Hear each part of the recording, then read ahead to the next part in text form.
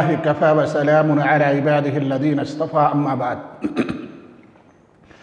عن جابر رضي الله تعالى عنه قال قال النبي صلى الله عليه وسلم من أكل الثوم والبصل والكراث فلا يقربن مسجدنا فإن الملائكة تتأذى مما يتأذى منه بنو آدم. رواه مسلم أو كما قال عليه الصلاة والسلام.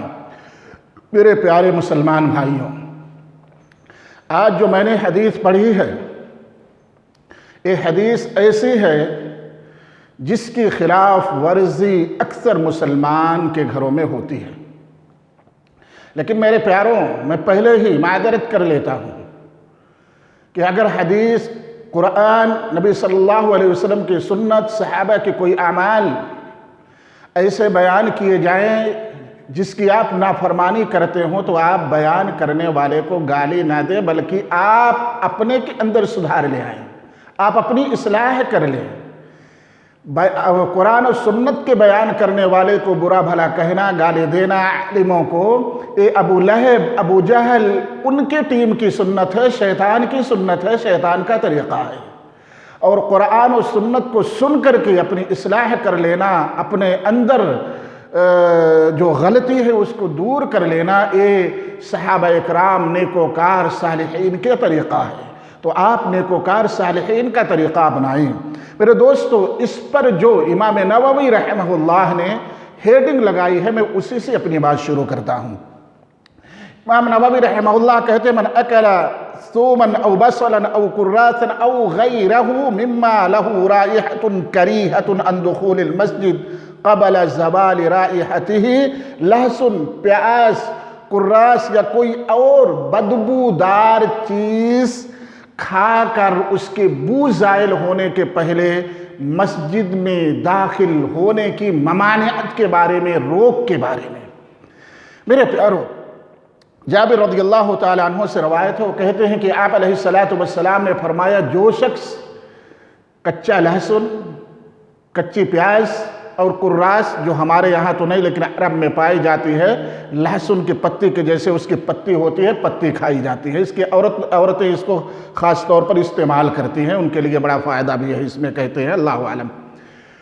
اس کے اگر کچا کھایا جائے تو اس کے اندر بدبو ہے، یعنی منہ سے بدبو آتی ہے. آپ علیہ السلام نے ان تینوں چیزوں کا نام لے کر کے فرمایا کہ جو شخص ان تینوں چیزوں کو کھا لے وہ ہماری مسجد میں نہ آئے.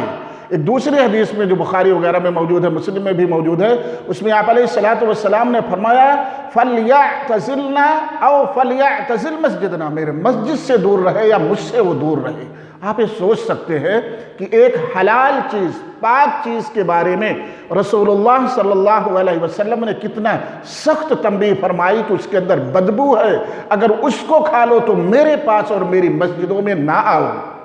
آج ہم سگریٹ جو پیتے ہیں، جو بیڑیاں پیتے ہیں، جو تمباکو کھاتے ہیں، تو اس کے اندر خوشبو ہے عود کی، اس کے اندر خوشبو ہے جنت الفردوس کی. اس کے اندر کس کی خوشبو ہے؟ یہاں امام نووی رحمہ اللہ نے اشارہ بھی کر دیا ہے: او غیرہ، یا اس کے علاوہ کوئی بدبودار چیز کھا کر کے مسجد میں آنا منع ہے. آج ہمارے مسلمان بھائیوں کے گھروں میں، اور میں اسی لیے برابر اکثر میں والدین کو ٹارگٹ کرتا ہوں، تو بعض لوگ کہتے ہیں کہ آپ بھی تو باپ ہیں، آپ کیسے ہیں کہ جو بار بار صرف والدین کو نشانہ بناتے ہیں؟ اسی لیے بناتا ہوں کہ جب ماں باپ، بڑے لوگ، بزرگ گھروں میں غیر تربیت یافتہ ہوں گے، بے دین ہوں گے، ان کو دین کی سمجھ نہیں ہوگی، تو بچوں کو وہ صحیح تربیت نہیں دے پاتے ہیں. اس کی ایک زندہ مثال میں ہوں. میں نے آج تک اپنی زندگی میں کبھی بھی بیڑی، سگریٹ، تمباکو کو منہ نہیں لگایا سوائے ایک بار، اور وہ بھی ہمارے بڑے بزرگ گھر والوں ہی نے ہمیں تعلیم دیا. ہوتا یہ ہے، آپ بھی جانتے ہوں گے، آج تو غالباً ہر آدمی کے ہاتھ میں لائٹر وغیرہ ہو گیا. نہیں پہلے تو لوگ چولہوں میں یا جہاں آگ وغیرہ ہو تو بھیج دیتے تھے بچوں کو: جاؤ بیڑی جلا کے لے آؤ. اسی طریقے سے ہمیں بھی ہمارے گھر والوں نے، ہمارے بھائیوں نے، کچھ لوگ بیٹھے ہوئے تھے، بولے جاؤ بیڑی جلا لے آؤ. بیڑی گیا جلانے کے لیے، وہ بجھ گئی، تھوڑی دور آیا، پھر گیا، بجھ گئی. جب دوبارہ میں جلا کر کے لے کر کے آ رہا تھا، بجھنے لگے، تو ہمارے بھائی صاحب بولتے: کھینچ کھینچ کھینچ. یعنی منہ سے لگا کے اس کو کھینچو، کیونکہ کھینچو گے تو وہ جو ہے جلنے لگے گی، اس کے اندر آگ پکڑ لے گی۔ میں نے کھینچا اور اتنی زور سے کھینچا، مجھے کوئی معلومات نہیں تھی اس کے بارے میں نے کھینچا، ایکسپیرینس تھا نہیں، اور زور سے پورا دھواں اندر چلا گیا، مجھے خوب یعنی زور سے جس کو کہتے ہیں چھچنی چلی گئی، خوب لوگوں نے ٹھہاکا مار کر کے ہنسا۔ چاہیے یہ تھا کہ شرم سے ڈوب مرتے کہ جس حرام چیز کو خود کھا رہے ہیں، اپنے گھر میں چھوٹے بچوں کو، چھوٹے بھائیوں کو اس کی تعلیم بھی دے رہے ہیں۔ یہ ان سے غلطیاں کیوں ہوئی یا کیوں ہوتی ہیں؟ اس کی وجہ ان کے ماں باپ نے ان کو بھی تربیت نہیں دیا، یا وہ خود غیر تربیت یافتہ بے دین ہیں۔ اب ہم ان کے گھر پیدا ہوئے، ہمیں لگا دیا جاؤ بیڑی جلا کے لے آ کر، اسی طریقے سے بچے سیکھ لیتے ہیں۔ تو میرے دوستو، جب والدین گھر میں بیڑی پئیں گے، سگریٹ پئیں گے، تمباکو پئیں گے، خیانی کھائیں گے، تو بچے کیا کریں گے؟ بچے قرآن پڑھیں گے، بچے ذکر کریں گے، بچے نمازیں پڑھیں گے، بچے وظیفے پڑھیں گے؟ نہیں، تم بیڑی سگریٹ تمباکو کھاؤ گے تو چرس اور گانجا پیئیں گے۔ اس لیے میرے بڑوں، میرے پیاروں، میرے والدین، سب کو میں برابر مخاطب کرتا ہوں کہ اب اپنا لو قرآن و سنت کو۔ وہ وقت یا وہ زمانہ دور چلا گیا جب علماء کی قلت تھی، آپ تک بیانات برابر نہیں پہنچ رہے تھے، وہ ہمارے بزرگ جو اس دنیا سے چلے گئے ان کو معلوم نہیں ہو پایا۔ آج آپ کے کانوں میں ٹھوسنے والے، پہنچانے والے نہیں، ہم جیسے عالم ٹھوسنے والے ہیں، ٹھوس دے رہے ہیں کہ چیز حرام ہے، نہ کرو، تو اس سے باز آ جاؤ میرے دوستو۔ ان کا منہ دیکھو، بھج بھجا رہے ہیں کھا کر کے، جیسے لگتا ہے بھینس ثانی کھا رہی ہو۔ جو گٹکے، جو یہ بیڑیاں تمباکو یہ کھاتے، ان کے ذرا سب منہ دیکھو، اس سے اچھے جانور کے دانت ہوتے ہیں جی، اتنے گندے دانت ہوتے ہیں کہ دیکھنے کا دل ادھر نہیں چاہتا ہے، لیکن پھر بھی یہ لوگ سماج میں سب سے اچھے اپنے کو تصور کرتے ہیں۔ اس کی وجہ یہی بن گئی کہ یہ جرم، یہ گناہ گھروں میں موجود ہے۔ میں ایک بار گیا اپنے علاقے میں، شمار کرنے لگا، گننے لگا کہ کتنے لوگ ایسے ہیں جن کے گھروں میں کوئی نشیڑی نہیں ہے۔ یہ نشیڑی لوگ ہیں جی، یہ گجڑی ہیں۔ تو صرف 5 گھر میں اپنے گاؤں میں ایسے پایا جن کے یہاں نشیڑی نہیں، ورنہ سب نشیڑی ہیں۔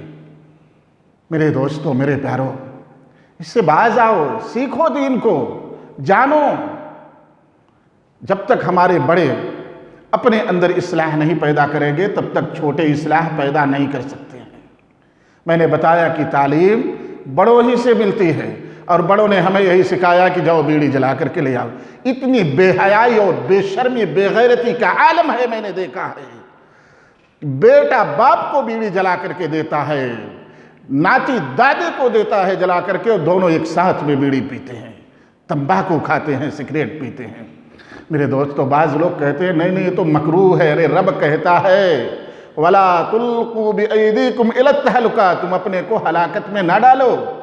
اور یہ بات متحقق ہے، پوری دنیا کے ہر مذہب، ہر دھرم کے ماننے والوں کا اس بات پر اتفاق ہے کہ تمباکو کی ملی ہوئی ہر چیز صحت کے لیے سخت نقصان دہ ہے، یہاں تک کہ موت تک کا خطرہ دکھایا ہے۔ اسی لیے سگریٹوں پہ دیکھو گے آپ، کینسر کا جو ہے بنا ہوا ہے، کہیں بچھو بنی ہوئی ہے تمباکو کے پیکٹوں پر، کہیں سانپ بنا ہوا ہے، مطلب یہ حد درجہ خطرناک ہے، لیکن پھر بھی آپ اس کو استعمال کرتے ہیں۔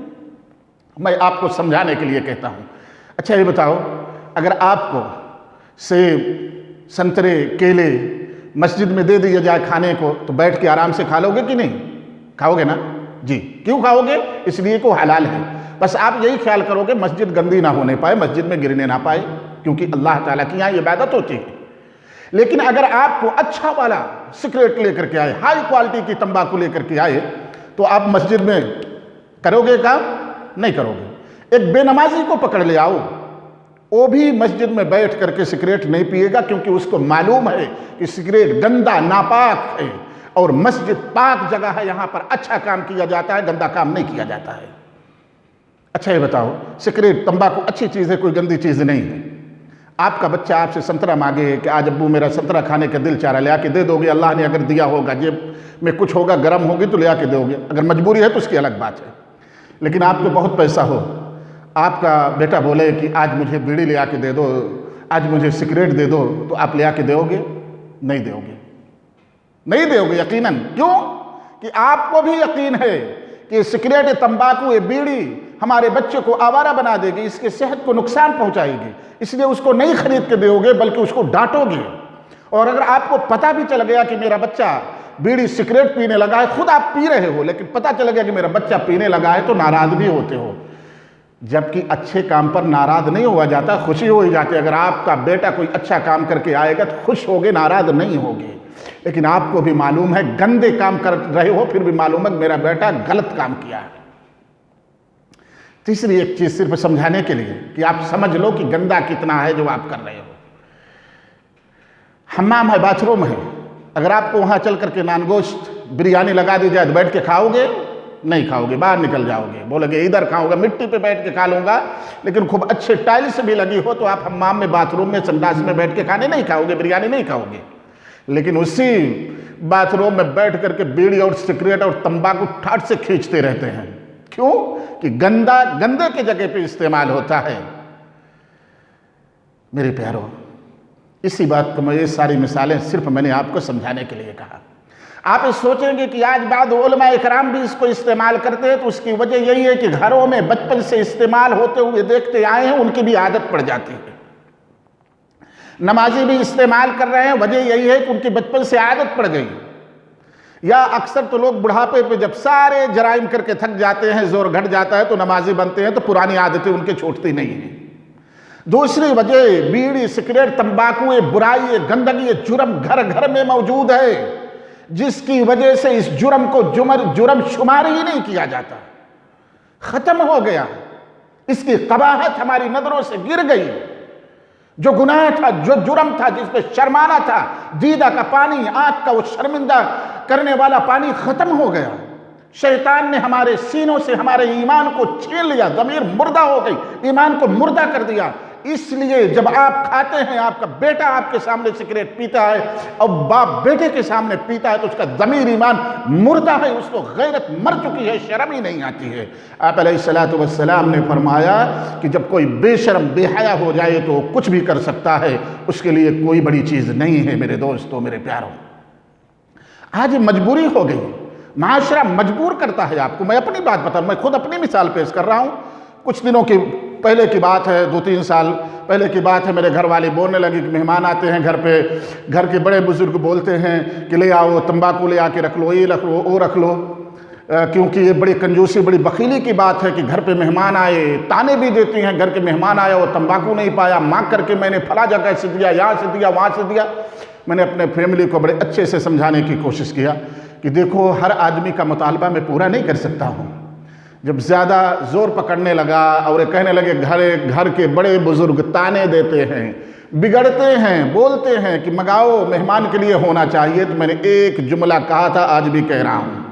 میں نے کہا کہ گھر کے بڑے بزرگ اگر گانجا پینے لگے، شراب پینے لگے، اور کوئی مہمان ایسا آ جائے جو گنجیڑی ہو، شرابی ہو، تو ہم اس کی مہمان نوازی گانجے اور شراب سے نہیں کریں گے۔ اگر ہمارے گھر کے بڑے بزرگ بے دین ہیں تو یہ فرما برداری نہیں ہے کہ میں ان کی فرما برداری میں شراب لے آ کے پلا دوں۔ لا طاعت لمخلوق فی معصیت اللہ۔ گھر کا کتنا بھی عمر رسیدہ شخص ہو، باپ ہو، ماں ہو، بھائی ہو، چاچا ہو، بابا ہو، دادے ہو، دادیاں ہو، نانا ہو، کوئی بھی ہو، جہاں اللہ اس کے رسول کی نافرمانی ہوگی وہاں کسی کی فرما برداری نہیں کی جائے گی۔ میں نے یہ کہہ کر کے خاموش کر دیا۔ خبردار دوبارہ ہمیں یہ مت سنانا کہ لوگ ہمیں تانے دیتے ہیں، کیونکہ وَلَقَدِ اسْتُهْزِئَ بِرُسُلٍ مِّن قَبْلِكَ، اللہ کے رسول صلی اللہ علیہ وسلم کا بھی مذاق اڑاتے تھے لوگ، تانے دیتے تھے لوگ۔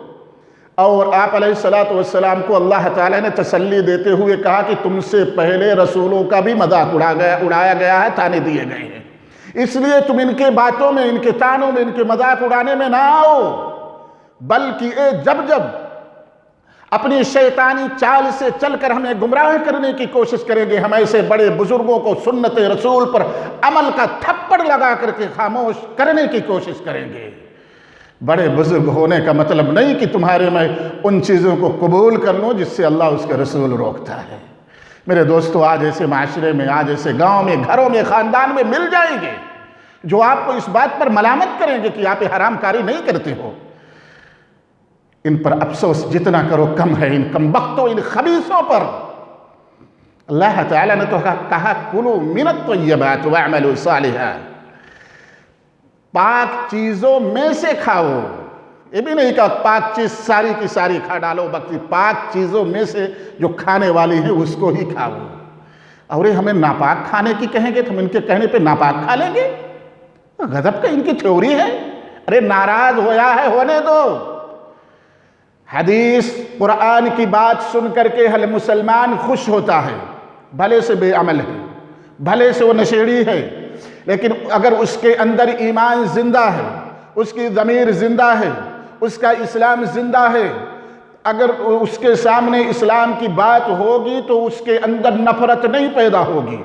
جس کا دل مر چکا، جس کا ایمان مردہ ہو گیا، جو بے ضمیر انسان ہے، رذیل انسان ہے، رب کا دشمن ہے، محمد الرسول اللہ سے دشمنی رکھتا ہے، شیطان کو دوست بنایا ہے، اس کے چیلے اس کی پارٹی کے ہیں، شیطان کی ذریت کے ہیں، شیطان کی ٹیم کے ہیں، تو ایسے لوگ جب وہ بات سنتے ہیں جس کی وہ خلاف ورزی کر رہے ہیں، چاہے حدیث سناؤ چاہے قرآن سناؤ، تو مولوی صاحب یا بیان کرنے والے کی غلطیاں نکال کر کے اس کی برائیاں شروع کر دیتے ہیں۔ شیطان لوگ ہیں، ان کے کہنے کے چکر میں نہیں پڑنا چاہیے۔ اللہ تعالیٰ تو فرماتا ہے وَإِذَا رَأَوْهُمْ قَالُوا إِنَّ هَؤُلَاءِ لَضَالُّونَ، ایک کافر، ایک مشرک، ایک بددین، ایک گمار، ایک حیوانوں سے بدتر لوگ جب صحابہ کو، دیندار کو، انبیاء کو دیکھتے تو کہتے وہ دیکھو بے دین جا رہا ہے۔ جی ان لوگوں کے ساتھ ہوا، امام الانبیاء کے ساتھ ہوا ہے کہ بے دین کمبخت خبیث النفس لوگ آپ علیہ السلام کی ٹیم کو، ان کے ماننے والوں کو اشارہ کر کے مذاق اڑایا کرتے تھے۔ اس لیے ایسے مذاق اڑانے والے لوگوں کی بات پر دھیان نہیں دینا چاہیے، دھیان علماء کی بات پر دیو، دھیان ان صالحین نیک لوگوں کی بات پر دیو جو لوگ قرآن سنت سے کسی بیان کو غلط ثابت کریں۔ اللہ تعالیٰ سے دعا ہے کہ اللہ تعالیٰ ہمیں صحیح سمجھ عطا فرمائے، ہمیں قرآن و سنت سے اور علماء اکرام سے محبت کرنے کی توفیق دے، اللہ ہمیں شیطان سے دشمنی کرنے کی توفیق دے، اللہ ہمیں شیطان کا ساتھی نہ بنائے، اللہ ہمیں اپنے بچوں کی صحیح تربیت دینے کی توفیق دے۔